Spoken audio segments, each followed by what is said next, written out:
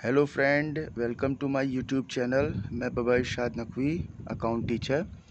जो आज की वीडियो है वो भी अकाउंट बेसिक पे ही है, और जो इससे प्रीवियस वीडियो बनाई थी वो अकाउंट बेसिक पे ही था। ये उसका पार्ट सेकंड है। आज की वीडियो में मैं आपको बैलेंस शीट तैयार करके दिखाऊंगा, और बैलेंस शीट के साथ साथ कैपिटल एक्सपेंसेस और लायबिलिटी, ये दोनों और एक्सप्लेन करेंगे। तो देखिए, जैसे कोई भी पर्सन है, यहाँ पे राम, और राम के पास जैसे यहाँ पे 20 लाख रुपीज़ राम अमाउंट लेके निकला है इन्वेस्ट करने के लिए। तो बिज़नेस में जो भी पैसे इन्वेस्ट करेंगे तो वो कैपिटल कहलाती है, तो ये कैपिटल कहलाएगी। तो इससे जैसे इनको यहाँ पे लेदर के शूज़ का बिज़नेस करना है, तो ये लेदर के शूज़ इससे प्रिपेयर करेंगे। लेदर के शूज़ का बिज़नेस ये स्टार्ट जो है करने जा रहे हैं। अब लेदर का शूज़ लेदर की स्किन से बनता है, तो लेदर की स्किन से ये लेदर का शूज़ बनाएंगे। तो ये डीलिंग ऑफ बिज़नेस होता है। इसी को गुड्स बोलते हैं, इसी को मटेरियल बोलते हैं, इसी को स्टॉक बोलते हैं, इसी को इन्वेंट्री बोलते हैं। अब इनको लेदर का शूज़ करना है, यहाँ पे लेदर के शूज़ का बिज़नेस करना है, तो इनको यहाँ पे इसका प्रोडक्शन का बिज़नेस करना है। तो अब ये रोड पे तो करेंगे नहीं, कोई पार्किंग में तो करेंगे नहीं, कोई इनको मतलब पार्क में करेंगे नहीं, कोई गार्डन में तो करेंगे नहीं। तो इसके लिए इनको एक बिल्डिंग चाहिए होगी, एक रूम चाहिए होगा। तो जैसे मान लीजिए कि ये एक इन्होंने बिल्डिंग ले ली। अब ये बिल्डिंग पे इन्होंने पैसे लगा दिए, उन्होंने ख़ुद की बिल्डिंग ली, रेंट पे बिल्डिंग नहीं करी। तो ये बिल्डिंग का जो अमाउंट है, तो बिल्डिंग पे इन्होंने यहाँ पे 8 लाख रुपीज़ इन्वेस्ट कर दिए। जैसे मान लीजिए कि टोटल ये 20 लाख रुपीज़ इनके पास थे, तो 20 लाख रुपीज़ यहाँ पे लिखेंगे। 8 लाख रुपीज़ इन्होंने बिल्डिंग में इन्वेस्ट कर दिए, तो ये 8 लाख रुपीज़ बिल्डिंग में इन्वेस्ट कर दिए। अभी भी इनके पास 12 लाख रुपीज़ यहाँ पे सेव है, बचे हुए हैं, रिमेनिंग अमाउंट है। अब कोई भी बिज़नेस किया जाता है तो बिज़नेस में मशीनरी की तो बहुत ज़रूरत होती है, क्योंकि हर काम मैनुअल तो होता नहीं है। तो इनको मशीन चाहिए है, मतलब लेदर के शूज़ से, मतलब लेदर का शूज़ बनाने के लिए लेदर की स्किन से। तो इस लेदर के शूज़ की जो स्किन होती है, इसको बोलेंगे रॉ मटेरियल, यानी इस पे मैन्युफैक्चर वर्क बिल्कुल नहीं हुआ है, तो ये रॉ मटेरियल हो जाएगा। और ये जो गुड्स मेरा तैयार है, इसे बोलते हैं फिनिश गुड्स। ये तैयार गुड्स है, इसे फिनिश गुड्स बोलेंगे, ये फिनिश गुड्स हो जाएगा। तो अब यहाँ पे जब ये क्वेश्चन यहाँ पे कर रहे हैं, तो 8 लाख रुपीज़ का ये हो गया। इसके बाद फिर प्लांट एंड मशीनरी इन्होंने परचेज़ कर ली। ये plant and machinery 4 lakh rupees की परचेज़ कर ली, जिससे गुड्स का प्रोडक्शन करेंगे। तो अब यहाँ पे 12 लाख रुपीज़ बचे थे। 12 लाख में 4 लाख इनके और इन्वेस्ट हो गए और एक्सपेंस हो गए, तो अब इनके पास 8 लाख रुपीज़ यहाँ पे बचा है। अब उसके बाद विदाउट फर्नीचर तो कोई बिज़नेस होता ही नहीं है, तो इनको फर्नीचर भी लेना पड़ेगा। तो फर्नीचर इन्होंने ले लिया, तो यहाँ पे 3 लाख रुपीज़ फर्नीचर में इन्होंने यहाँ पे लगा दिए। तो अब 3 लाख का फर्नीचर भी यहाँ से हम माइनस कर देंगे। तो 3 लाख का जब फर्नीचर माइनस करेंगे तो 5 लाख रुपीज़ अब इनके पास बचे हैं। देखिए, ये जो मेरी एसेट्स है, तो इसको बोलते हैं फिक्स एसेट्स। इसके अमाउंट में फ्लैक्चुएशन बहुत ही स्लोली होता है, क्योंकि हम डीलिंग ऑफ बिज़नेस कर रहे हैं, डील इसका कर रहे हैं। ये लेदर की स्किन परचेज़ करते हैं 1 साल में कई बार, और लेदर के शूज़ में इसको प्रोड्यूस करके इसको सेल करते हैं। ये मेरी फ़िक्स एसेट्स है। ना हम बिल्डिंग का बिज़नेस कर रहे हैं, ना हम प्लांट एंड मशीनरी का बिज़नेस कर रहे हैं, ना हम फर्नीचर का बिज़नेस कर रहे हैं। ये इस बिज़नेस को ऑपरेट करने के लिए ज़रूरी है। ना इन एसेट्स को हम बार बार परचेज़ करते हैं, ना बार बार सेल करते हैं। जब ज़रूरत पड़ती है, हाँ, हर साल इसके यूज़ करने पे जो इसमें कंजम्पशन होता है, उसको डेप्रिसिएशन बोलते हैं। तो स्लोली इसकी वैल्यू कम होती जाती है। तो इसके अमाउंट में फ्लैक्चुएशन बहुत ही स्लोली होता है। ये मेरी फ़िक्स एसेट्स होती है, इसको बोलते हैं फिक्स्ड एसेट्स। ये मेरी फ़िक्स एसेट्स हो जाएगी। इसका सेकंड नाम होता है नॉन करेंट एसेट्स। और भी एसेट्स होती हैं, लेकिन ये एग्जाम्पल के तौर पे है, क्योंकि हम बैलेंस शीट अभी कोई समझा नहीं रहे हैं, ये बेसिक का ही पार्ट है बैलेंस शीट। इस बैलेंस शीट के ही ज़रिए मैं कैपिटल एक्सपेंसेस को और लायबिलिटी को बहुत अच्छी तरीके से बता पाएंगे। तो इसको बोलते हैं नॉन करेंट एसेट्स भी बोलते हैं, ठीक है। अब यहाँ पे मेरे पास टोटल 5 लाख रुपीज़ बचे हैं। 5 लाख में 4,50,000 का ये रॉ मटेरियल पे पैसे इन्वेस्ट कर दिए, ठीक है। अब 4,50,000 इसमें से और माइनस कर दें। 4,50,000 और ख़त्म कर दिए, तो अब यहाँ पे 50,000 बचे हैं। देखिए, हम जब फाइनल अकाउंट बनाते हैं तो उसमें trading and profit and loss account बनाते हैं। तो trading and profit and loss account में 2 डिपार्टमेंट होते हैं। तो जैसे ये एक डिपार्टमेंट यहाँ पे हो गया, ये वाला ट्रेडिंग अकाउंट हो गया, ये वाला प्रॉफिट एंड लॉस अकाउंट वाला हो गया। तो ये जो ट्रेडिंग अकाउंट में एक्सपेंसेस होते हैं, तो ये एनुअल एक्सपेंसेस होते हैं फैक्ट्री से रिलेटेड, और जो प्रॉफिट एंड लॉस में होते हैं तो वो ऑफिस एंड सेलिंग डिपार्टमेंट के एक्सपेंसेस होते हैं। तो ये एनुअल एक्सपेंसेस होते हैं। जैसे मेरे बिज़नेस का ईयर है 2025 से 2026 का यहाँ पे ईयर है, तो इस पूरे साल के दौरान जो मेरे एक्सपेंसेस हुए वो एनुअल एक्सपेंसेस हैं इस रॉ मटेरियल को लेदर के गुड्स में कन्वर्ट करने में, यानी कि प्रोड्यूस करने में। इस फैक्ट्री और ऑफिस और सेलिंग डिपार्टमेंट के जो एक्सपेंसेस हुए तो वो 50,000 रुपीज़ के एक्सपेंसेस हुए। तो 50,000 रुपीज़ हमने यहाँ पे कर दिया। अब ये 50,000 भी मेरे पास यहाँ पे एक्सपेंसेस हो गए। अब मेरे पास नील अमाउंट यहाँ पे बचा है। कैपिटल एक्सपेंडिचर इसका नाम इसीलिए होता है क्योंकि जो बिज़नेस में ओनर पैसे इन्वेस्ट करते हैं उसको कैपिटल बोलते हैं, और इसी कैपिटल से ही ये सब चीज़ें परचेज़ की जाती हैं, ये सारी एसेट्स। इसीलिए इसका दूसरा नाम होता है कैपिटल एक्सपेंडिचर, एसेट्स के अलावा। ठीक है। अब मेरा ये ईयर है 2025 से 2026। मेरे पास जो लेदर का गुड्स है, तो लेदर का गुड्स अब यहाँ पे टोटल फिनिश गुड्स में ये तैयार है, और इसकी टोटल वैल्यू यहाँ पे 5 लाख रुपीज़ है। 4,50,000 का रॉ मटेरियल परचेज़ किया और 50,000 का इसका प्रोडक्शन का एक्सपेंसेस हो गया। तो अब 5 लाख का गुड्स तैयार है। तो इस करंट ईयर की जो मेरी क्लोजिंग डेट होगी वो 31 मार्च होगी। तो 31 मार्च 2026 इसका क्लोजिंग डेट होगा। तो ज़रूरी नहीं है कि ये 5 लाख में मेरा सारा गुड्स बिक जाए। कुछ ऐसा गुड्स है जो पूरे साल के दौरान बिकने से रह जाए, उसे हम बोलते हैं अनसोल्ड गुड्स, यानी बगैर बिका हुआ माल। ठीक है, इसी को बोलते हैं क्लोजिंग स्टॉक। जैसे मान लीजिए कि इसमें यहाँ पे क्लोजिंग स्टॉक हमारा है 1 लाख का ऐसा गुड्स है जो सोल्ड होने से रह गया, तो ये क्लोजिंग स्टॉक हो गया। तो इसी को क्लोजिंग स्टॉक बोला जाता है। तो 1 लाख रुपीज़ इसमें माइनस कर देंगे, यानी 1 लाख रुपीज़ का गुड्स हमारा सोल्ड नहीं हुआ। 4 लाख रुपीज़ का गुड्स हमारा सोल्ड हो गया, ये मेरा सेल हो गया है। तो इसको हम सेल्स बोलेंगे। तो ज़रूरी नहीं है कि जो 4 लाख का गुड्स मेरा सेल हुआ है तो पूरा गुड्स मेरा कैश सेल्स हो जाए। इसमें जैसे मान लेते हैं कि हाफ़ हमारा क्रेडिट सेल हुआ है, तो हाफ़ वाला गुड्स हमारा क्रेडिट सेल हुआ है, तो हाफ़ गुड्स की वैल्यू हम यहाँ पे 2 लाख मान लेते हैं जो क्रेडिट सेल्स हुआ है। अच्छा, जो क्रेडिट सेल्स होगा तो उसी से मेरे डेटर्स बन जाते हैं। अगर हम किसी भी अगेंस्ट पर्सन को कोई भी गुड्स अगर क्रेडिट सेल्स करते हैं तो मेरा डेटर्स हो जाता है जब तक हमें पैसे नहीं देता है। तो ये मेरा डेटर्स क्रिएट हो गया। तो ये डेटर्स हो गया, 2 लाख का डेटर्स हो गया। इन्हीं से अगर पैसे मोटिवेट करने के लिए जल्द से जल्द पैसे इनको ऑफ़र करेंगे तो इनको प्रॉमिसरी एक नोट भेजा जाता है जिसको बिल ऑफ एक्सचेंज के चैप्टर में बताया गया है, बिल रिसीवेबल। तो ये कुछ डेटर्स जैसे जो डाउटफुल हैं तो उनके लिए उन्होंने एक नोट भेज दिया, BR इसको बोलेंगे, तो डेटर से ही BR कन्वर्ट हो जाता है। अब 2 लाख का हमने यहाँ पे क्रेडिट सेल्स किया और 2 लाख रुपीज़ का कैश सेल्स करेंगे। कैश सेल्स हमारा वो होता है कि जैसे ही सेल करेंगे तो इमीडिएटली मेरे पास कैश अमाउंट आ जाएगा, तो ये कैश सेल्स होती है। तो 2 लाख की यहाँ पे कैश सेल्स करी है। अब 2 लाख की कैश सेल्स में जैसे 1 लाख हमने अपने बिज़नेस में अमाउंट रख लिया है जो कैश इन हैंड माना जाएगा, और 1 लाख का अमाउंट हमने अपने बिज़नेस के जो करेंट अकाउंट है उसमें पैसे इन्वेस्ट कर दिए हैं, जो 1 लाख हमारा बैंक में पैसे डिपॉजिट माना जाएगा।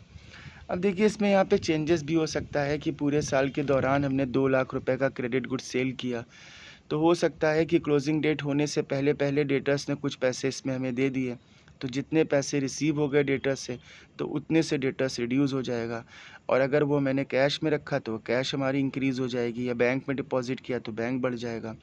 तो ये सब थोड़ा सा चेंजेस होता रहता है। तो ये जो डीलिंग ऑफ बिज़नेस यानी गुड्स से जो मेरी चीज़ें तैयार हुई हैं, तो वो फर्स्ट है कैश इन हैंड, सेकंड है कैश एट बैंक या बैंक, थर्ड है डेटर्स, ये और भी चीज़ों में कन्वर्ट हो सकता है। मार्केटेबल सिक्योरिटीज़ कर सकते हैं, शॉर्ट टर्म के लिए कहीं इन्वेस्ट कर सकते हैं, लेकिन इन शॉर्ट हमें सिर्फ बेसिक बताना है, अभी पूरी तरीके से इसको एक्सप्लेन नहीं कर रहे हैं।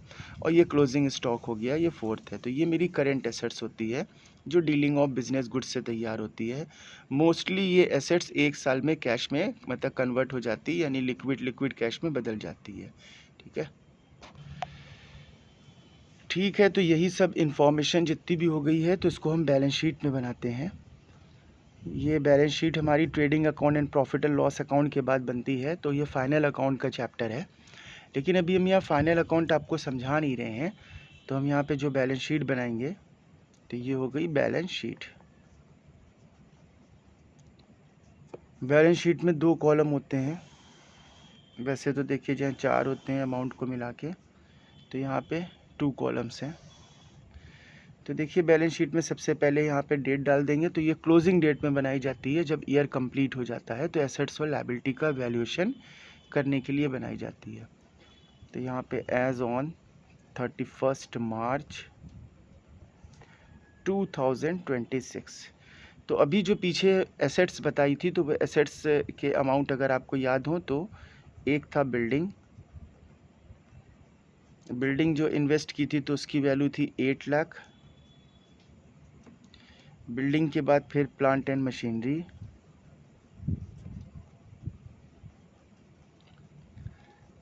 प्लांट एंड मशीनरी की वैल्यू थी 4 लाख।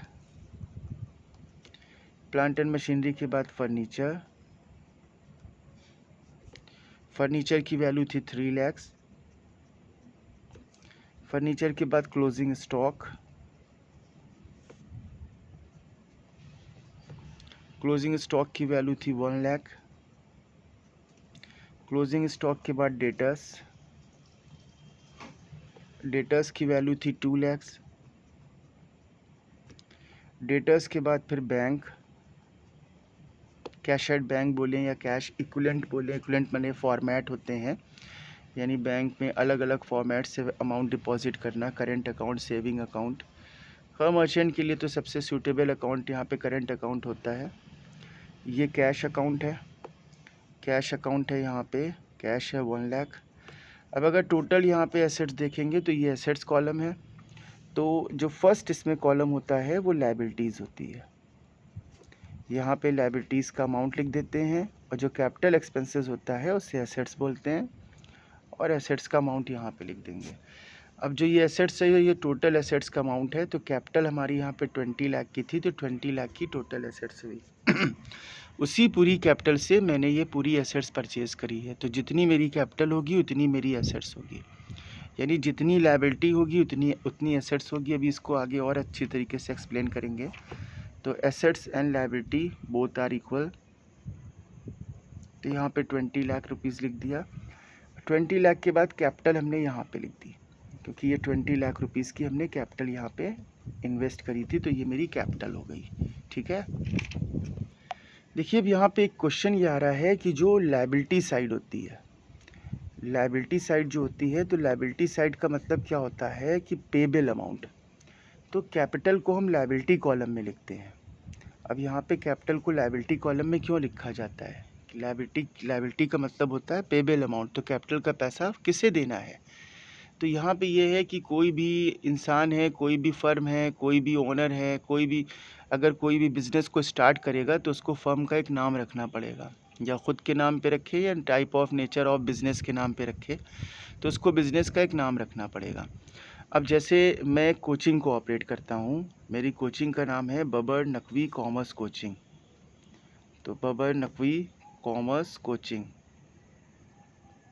तो ये कोचिंग का एक नाम रखा, इसमें मेरे ऊपर नाम भी है और जो सब्जेक्ट मैं पढ़ाता हूँ उस पे ऊपर भी नाम है। तो ये एक आर्टिफिशियल पर्सनल अकाउंट होगा। तो जो मेरा बिज़नेस यहाँ पे रजिस्टर्ड होगा तो वो कोचिंग के नाम से रजिस्टर्ड होगा, तो अकाउंट जो प्रिपेयर होंगे तो वो कोचिंग के अकॉर्डिंग होंगे, कोचिंग के बिहाफ होंगे। तो ये अलग पर्सन माना जाएगा और ओनर हम ही हैं। तो मेरा नाम है बबर नकवी, तो बबर नकवी मेरा नाम यहाँ पे आ जाएगा, तो मैं सेकंड बंदे की तरह यहाँ पे यूज़ किया जाऊँगा। तो ये एक आर्टिफिशियल पर्सनल अकाउंट है, आर्टिफिशियल पर्सनल अकाउंट।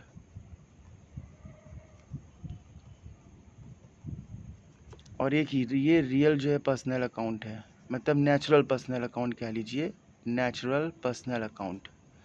ये नेचुरल एक बंदा है, ठीक है। तो जो अकाउंट यहाँ पे प्रिपेयर किए जाएंगे तो वो कोचिंग के अकॉर्डिंग ही किए जाएंगे। जैसे कोचिंग में तो यहाँ पे इन्वेस्टर तो ओनर हो गया, तो कोचिंग में जैसे 20 लाख रुपीज़ हमने यहाँ पे इन्वेस्ट करे। अगर कभी ना कभी जैसे कोचिंग को हम क्लोज़ करेंगे या कोचिंग को बंद करेंगे, यहाँ पे कोचिंग का वाइंडिंग अप कर रहे हैं, कोई और बिज़नेस शुरू करने वाले हैं, तो मैं कोचिंग से क्लेम करूँगा कि मेरे जो भी पैसे फर्म में लगे हैं वो पैसे मुझे मेरे वापस करें। तो फर्म का अपना कुछ नहीं होता है। फर्म के पास जो भी एसेट्स होती है तो या तो ओनर की होती है या तो एक्सटर्नल बंदे की होती है। तो ये जो 20 लाख रुपीज़ है तो ये फर्म के खुद के पैसे नहीं हैं। इसी 20 लाख की कैपिटल से उसने एसेट्स परचेज़ करी है। इसीलिए टोटल एसेट्स और मेरी जो लायबिलिटी होती है वो दोनों इक्वल होती है। तो ये जो 20 लाख रुपए हैं तो 20 लाख रुपए फर्म के लिए लायबिलिटी हैं। तो ओनर अगर कभी भी फर्म से क्लेम करेगा कि मेरे पैसे आप वापस करें, तो फर्म खैर करता कुछ नहीं है। एक एज्यूम सपोज़ करिए कि फ़र्म तो वैसे तो कोई है ही नहीं, लेकिन एक सपोज़ करिए कि फ़र्म जो है यहाँ पे क्या करेगा कि सारी एसेट्स को सेल करेगा, भले ही हम ही करें, लेकिन अकॉर्डिंग टू द फर्म वो माना जाएगा। और सेल जो है करने के बाद ये सारा अमाउंट इनको बबर नकवी जो ओनर हैं उनको वापस करेगा। तो फर्म के लिए ये इंटरनल लायबिलिटी होती है, यानी जो भी पैसे इन्वेस्टर लगाता है एज अ कैपिटल तो वो इंटरनल लायबिलिटी है। ये हो गई इंटरनल लायबिलिटी। इंटरनल लायबिलिटी यहाँ पे कितनी हो गई, 20 लाख रुपीज़ की हो गई। तो 20 लाख रुपीज़ इंटरनल लायबिलिटी हो गई, यानी जो फर्म की एसेट्स है तो वही फर्म की लायबिलिटी होगी, इसीलिए एसेट्स और लायबिलिटी इक्वल होती है। देखिए इसको थोड़ा सा और एक्सप्लेन करें कि जैसे यहाँ पे मान लीजिए कि ये फर्म है, फर्म में 20 लाख की एसेट्स ओनर ने लगाई, ये ओनर ने जो पैसे लगाए तो वो कैपिटल हो गया। अब जैसे मान लीजिए इसमें मैंने 1 लाख रुपीज़ का फर्नीचर क्रेडिट और परचेज़ कर लिया, तो 1 लाख का फर्नीचर और यहाँ पे परचेज़ कर लिया। तो अब जो टोटल एसेट्स हो गई फर्म के पास, तो ये टोटल एसेट्स जो फर्म के पास है तो इसकी वैल्यू हो गई 21 लाख रुपीज़ की हो गई। तो ये एक्सटर्नल लायबिलिटी है। अब जब ये हमने परचेज़ करी यहाँ पे तो ये क्रेडिट परचेज़ करी है तो ये क्रेडिटर्स हो गए। अगर कैश हम परचेज़ करते तो ओनर का ही पैसा होता है, जैसे क्रेडिट परचेज़ करी तो ये आउटसाइडर्स का पैसा है। तो ये इंटरनल सोर्सेज यानी कि इंटरनल लायबिलिटी है फर्म के लिए, और क्रेडिटर्स यहाँ पे एक्सटर्नल लायबिलिटी है। तो एक्सटर्नल लायबिलिटी हमारी ये हो जाएगी, ये एक्सटर्नल लायबिलिटी हो जाएगी। तो फर्म के पास जो टोटल अमाउंट है, जो टोटल एसेट्स है फर्म के पास, तो फर्म के पास जो टोटल एसेट्स की वैल्यू है तो वो 21 लाख की है।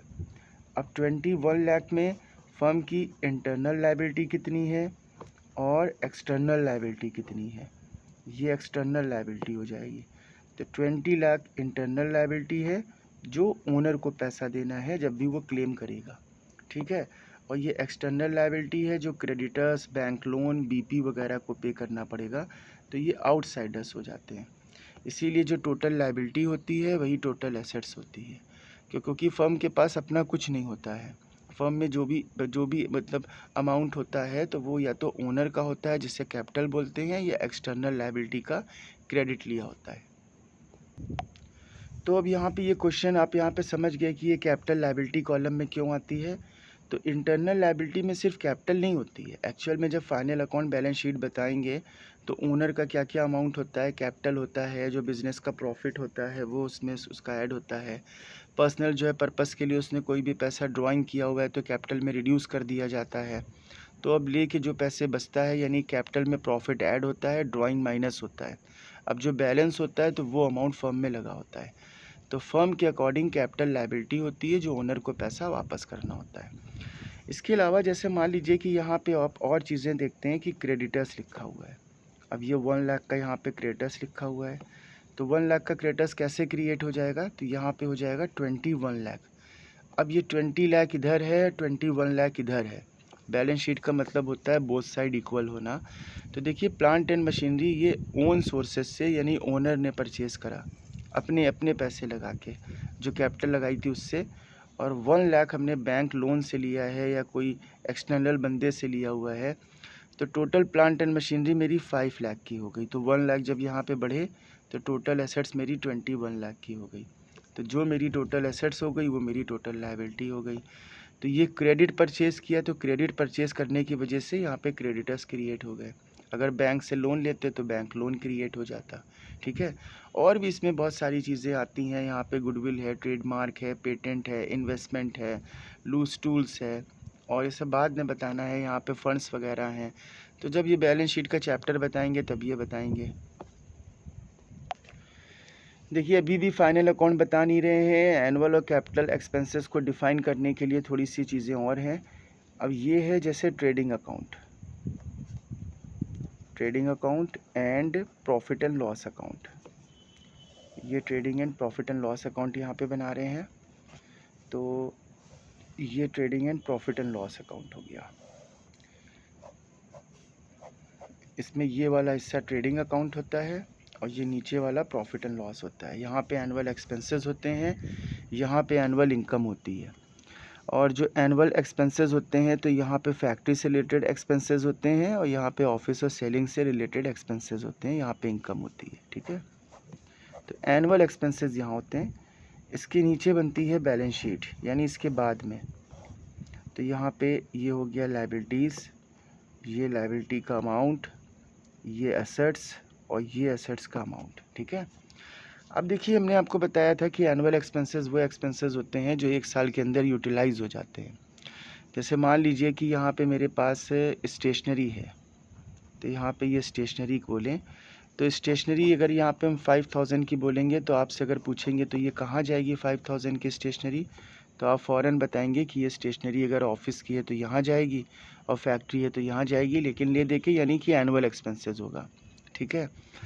अब तो इसको मानेंगे हम एनुअल एक्सपेंडिचर, एनुअल एक्सपेंसेस मानेंगे।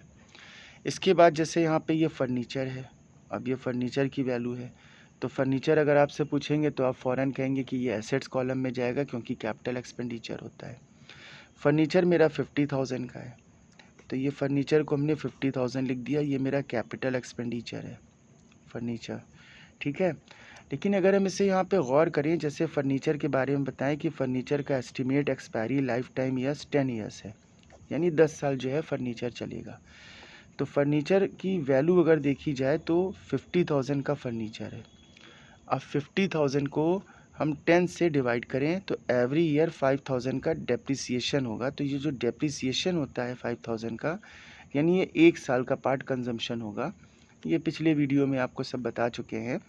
तो अब ये 5 लाख में जो एनुअल पार्ट है तो वो एनुअल पार्ट इसका डेप्रिसिएशन है, ये 5,000, ठीक है। अब जो इसका कैपिटल एक्सपेंसेस है तो कैपिटल एक्सपेंडिचर यहाँ पे जो इसका होगा वो एसेट्स होगा, वो 45,000 का कैपिटल एक्सपेंडिचर है। आप इसको इस तरीके से समझिए कि जैसे मान लीजिए कि ये मेरा फर्नीचर है और इस फर्नीचर की वैल्यू टोटल 50,000 है। ये मेरा एक साल ख़त्म हो रहा है, एक साल में 5,000 का यहाँ पे फर्नीचर यूटिलाइज़ किया, इसके बाद का जो बचा तो वो मेरा कैपिटल एक्सपेंडिचर हो गया, यानी 45,000।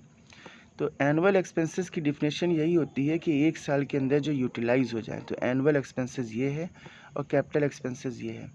अगर हम machinery, furniture, land, building, investment हमेशा एसेट्स पे लिखेंगे और इसका कोई भी पार्ट प्रॉफिट एंड लॉस या ट्रेडिंग में नहीं लिखेंगे तो प्रॉफिट पे इसका कोई इफ़ेक्ट ही नहीं पड़ेगा।